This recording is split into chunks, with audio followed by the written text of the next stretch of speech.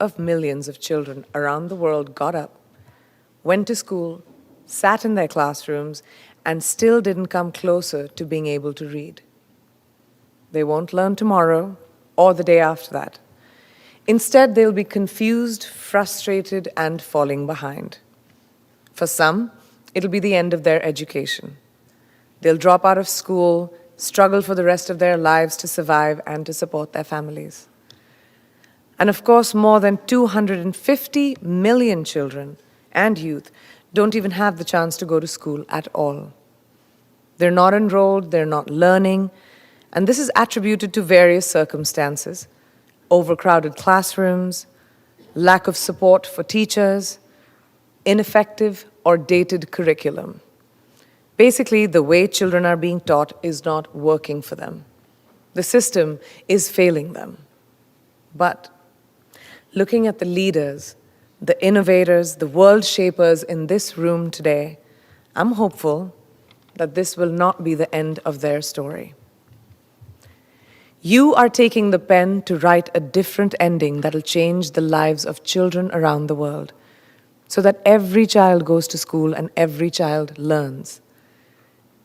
Now, we know this is an enormous challenge, but we also know that it's not an impossible one. We have the determination, the experience, the solutions to end this global learning crisis.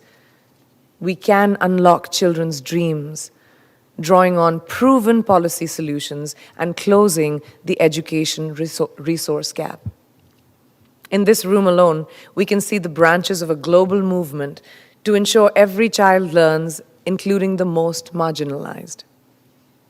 Now, those branches are growing and extending every day as partners learn from each other, inspire each other, and with their evidence of what is working in different countries.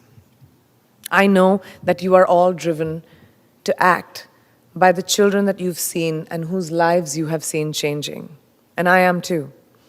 It's been my privilege to meet children from many, many countries in my role as UNICEF Goodwill Ambassador. These children have had very different experiences, whether that's poverty, conflict, or trauma.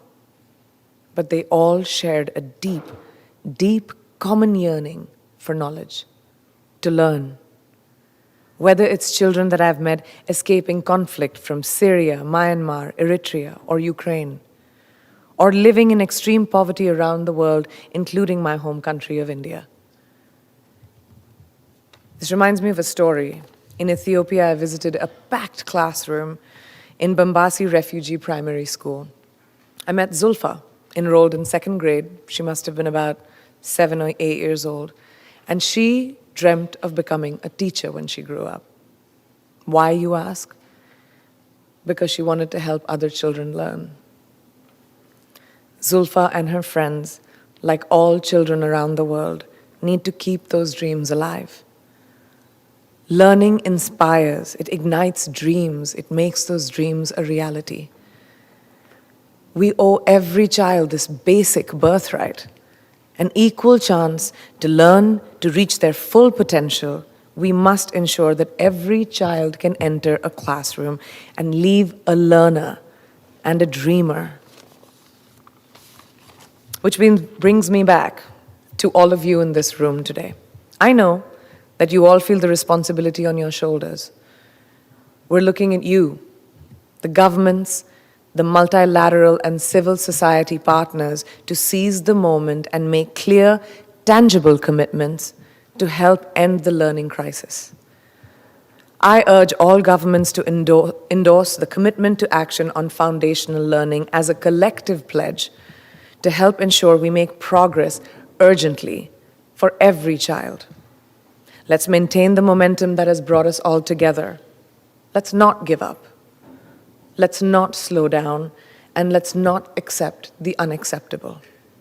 We all know what needs to be done, and we must keep fighting to protect their rights, their dreams, and most of all, their potential.